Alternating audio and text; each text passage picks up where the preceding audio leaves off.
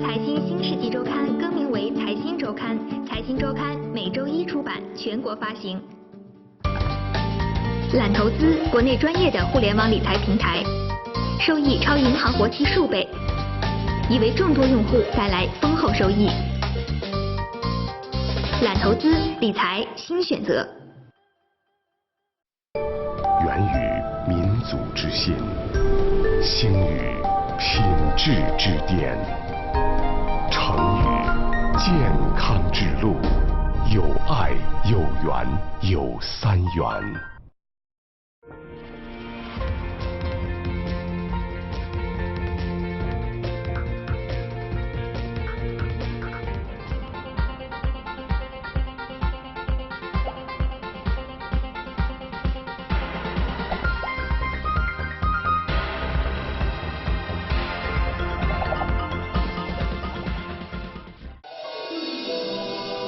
财新时间由三元乳业联合冠名播出。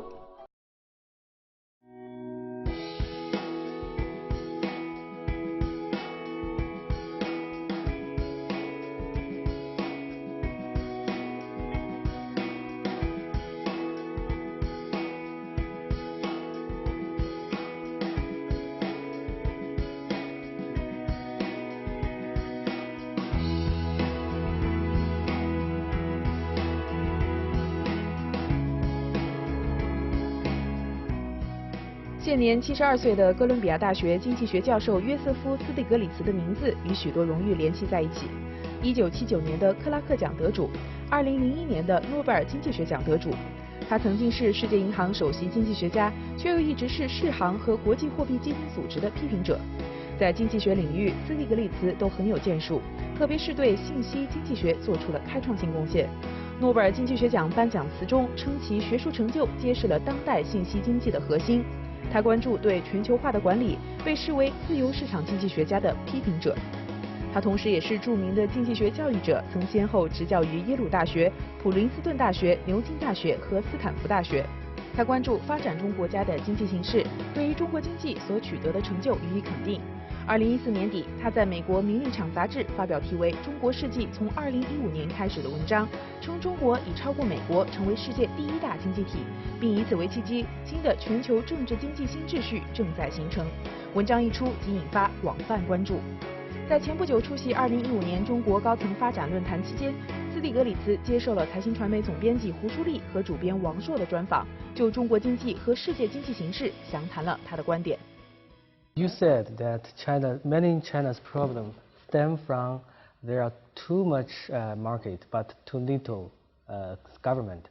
It's kind of surprising to us because we know Chinese government is very powerful. It's already very strong. Yeah, maybe too strong. So can you explain what do you have in your mind when you say China has too little government? The question is, maybe I should not have put it too much or too little, but not necessarily doing the right thing. Too much of some things and too little of other things. So when I look at the big problems facing China, I see environment,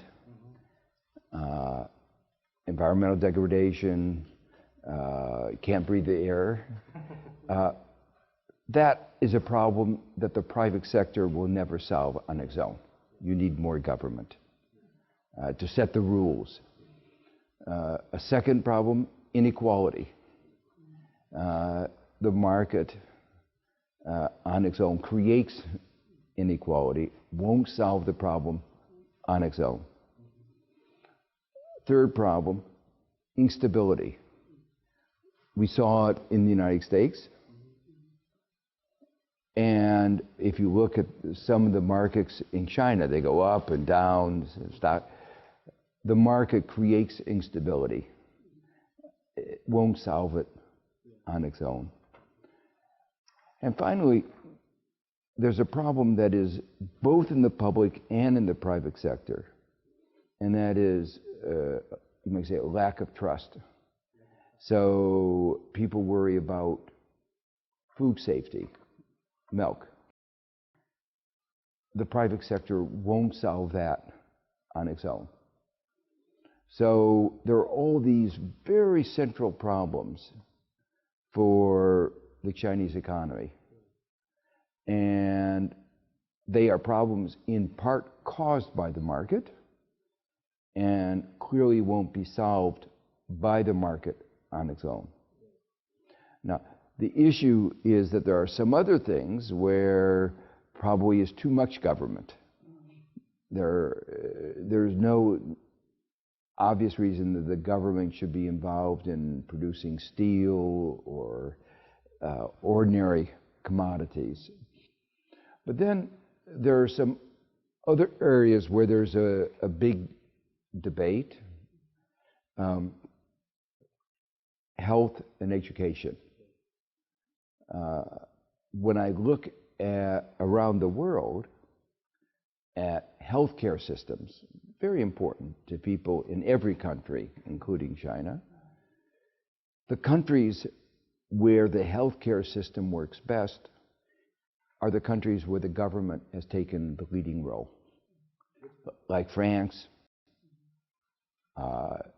Switzerland, Germany, Norway, most of the European countries, even the UK. The country with the worst healthcare system, most expensive, and poorest outcomes among the advanced countries. You mean America? Is the United States. And it's a private system. So that's an example where clearly the private system doesn't work, and you need to have a government taking a leading role. Your recipe for China is almost totally compatible with the government plan in China. So yeah, they have a similar plan as you have, but what could put their plan off the track in the future? A slowing down economy would be a challenge. Yeah. So there are many features that could move you off of the track, and these going off the track can be slow, small, one step after another. So there are a couple of them. For instance, today, the finance minister talked about the universities becoming more self-reliant, more reliant on fees. That going too far in that direction would be a mistake. You need, one of the main outputs of the universities are the production of knowledge. That's a public good. Students shouldn't pay for the production of knowledge. And if you don't have the kind of framework that's right, you can get very expensive universities that only rich children can go to, and you won't have a society of opportunity. So that's one example. A second example where you could go off the track is if you had too much financial market and capital market liberalization. Because then you would have the instability that we had in the United States. When the United States opened up its financial markets, deregulated, we got both inefficiency and instability. The opening up led to more inefficiency. That's a fundamental problem, a fundamental point, that some people think that a free market is more efficient. But in fact, the American financial market, instead of the money going to create jobs, to create new businesses, it went to speculation, market manipulation, exploitation. It created risk, it didn't manage risk. So deregulation actually weakened the American economy. So this idea that a free market is more efficient is absolutely wrong. And the reason is that there are externalities, there are problems of what we call corporate governance, principal agent problems, a whole set of market failures that are particularly important in the financial sector. And so the most efficient financial sectors are those that are well regulated. 在斯蒂格里茨的著作《不平等的代价》中，他关注美国社会日趋严重的不平等现状，收入和财富向顶层集中，中产阶级被掏空，而底层则日益贫困。实际上，贫富差距和社会不平等已成为全球经济发展所面临的严峻挑战，不仅影响着欧美等发达国家，也是中国这样的新兴经济体所面临和需要解决的问题。So you mentioned that one of the challenges China is facing is inequality, and the government should play a better role on that. But how to avoid like twist arrangement and make sure about the redistribution can be done well with efficiency? My title of my book is The Price of Inequality, is to say that inequality imposes a huge cost on our economy. So you have to think very carefully about the sources of inequality. So for instance, one of the reasons we have inequality is you don't give opportunity. If you have an education system that is only available to the rich, the children of the rich, that means the poor do not live up to their potential. You're wasting the resources, the most important resource, human resource. If you have monopolies in the economy, it creates inequality. And most economies have a lot of monopoly. In the United States, who is the richest person? How did he get his money? Through a monopoly. You know, not necessarily an oligopoly or a monopoly, market power. It created inequality, created instability, and led to poor economic performance. So there are many things like that. If you look through very carefully, you can get better economic performance and more equality. And the government's policy to address the financial crisis, do them make the inequality issue worse or better? In the United States, it made it worse. How? So it did two things. One of the things it did is it used what I call trickle-down economics. Trickle-down economics was based on the principle of you give enough money to the rich and everybody will benefit. It never worked. And we tried it in the crisis. We gave hundreds of billions of dollars to the big banks. But ordinary citizens lost their homes, lost their jobs, lost their pensions, and were left without help. So the result of this, one more thing, is we allowed the economy to go into a deep, deep recession. The result of all this was that in the first 3 years of the so-called recovery, it wasn't a recovery. So after the financial crisis, it's even worse. It got worse.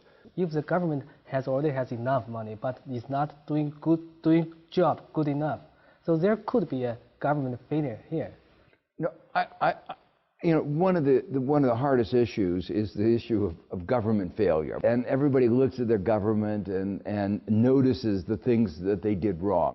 But in terms of the share of the government, of the revenue that goes to the government, a lot of this depends on what individuals pay for and what is provided by the government. So take health care. In the United States, we give the government about 30% of our average revenue goes to the government. But in addition to that, we have to pay our own health care. Healthcare is 17% of GDP because we have a very inefficient private system. If we were living in France, where they have a more efficient system with better outcomes, we would only be spending 11% of GDP. In Australia, they spend only 8%, and they get better outcomes and more equal outcomes. So the point I'm making is that the issue shouldn't be what is the size of the government, it's what is it doing and how efficiently is it doing. So if you could get an efficient public health care system, much better than having an inefficient private, even if it means the government is so big, officially looks bigger. 当前世界经济依然处在缓慢复苏的过程中，全球主要经济体的增长格局与货币政策走势出现明显分化。美国继续维持量化宽松的货币政策，而欧洲经济依然疲软，其中希腊更是面临持续的经济萧条。斯蒂格利茨又是如何解读当前世界经济的形势的呢？ Let's switch to economy. You have been criticizing the U.S. loose monetary policy for a while. So do you suggest that the Fed should increase the rate faster and stronger? What I've said is that there's only a limit to what monetary policy can do, and that we should have been using fiscal policy, that we should have stimulated the economy through investment in infrastructure. Anybody that visits the United States knows that if you compare China's airports and America's airports, China's roads and American roads, China's railroads and American railroads, we need infrastructure. So it's very foolish for us not to make these investments. And that would stimulate the economy. So that's been the basic point. And people all over the world, let's talk about Europe. Greece is in eternal crisis in the past years, and now there's another round of crisis going up. So how to deal with specifically the Greek crisis? So if we went back to 2010, it was very clear that Greece was over-indebted. You needed to restructure their debt. You needed to help them. You needed a solidarity fund to help those that were having difficulties. Today, the Greek economy is GDP is 25% below what it was before the crisis. And if you look at the domestic part of the Greek economy, it's even further below. Domestic demand is something like 38% below what it was before. This is a depression. 60% youth unemployment. It's a disaster. And it's a disaster that will undermine the Greek economy for years to come. No war has been so destructive to a society. So what should they do now? What I think they should do now is they have to scrap the old program, realize they made a mistake, restructure the debt. Restructure means cut the debt, right? Cut the debt. Does this Greek tragedy mean that the euro system is not working, or just the stupid politician is not doing their job? Well, there are fundamental flaws in the design of the euro system. Fundamental structural flaws. People talk about the structural reform. The big structural reform is not in the individual countries. The big structural reform is in the design of the eurozone itself. Now, after the crisis, I had hoped that they would change that structure. They needed a banking union. They're moving to a banking union, but very, very slowly. 近年来，中国在地区和国际事务中发挥着积极的建设性作用。从提出金砖国家开发银行构想，到建设连接欧亚大陆的一带一路，再到牵头成立支持基础设施建设的亚投行。对此，斯蒂格利茨又有着怎样的评价 ？What's your comments on China's efforts on AIIB, BRICS banks, Silk Road Fund, and so on? What's your comments on that? I think these are really important. I think China should be really commended for this. I think it's important for China. I think it's important for the world. It's important for the emerging markets. There are huge infrastructure needs around the world. So it is actually very good news that you have these new banks, like the BRICS banks, with a new governance and serving the ability to bring the savings to those places in the world where it's so badly needed.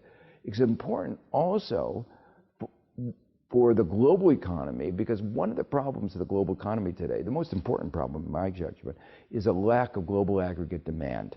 And these investment projects will boost the global economy.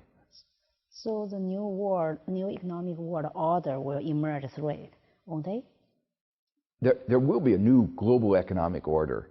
You know, I pointed out that China in PPP is now the largest economy in the world, and it's already been the largest trading economy, the largest savings economy, the largest manufacturing economy.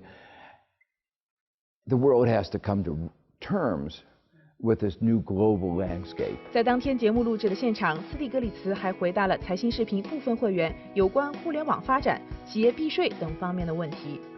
Do you think the emerging internet economy can solve the problem of the so-called failure of the private sector? Because we know that internet companies can greatly help to reduce the transaction costs, and so that it can solve the problem of the too high costs of the private enterprises. Thank you. The internet can play a role, but I think one shouldn't overemphasize the role that it plays. Some people think that internet will lead to more consumption. That's very much like the idea that some people said credit cards lead to more consumption.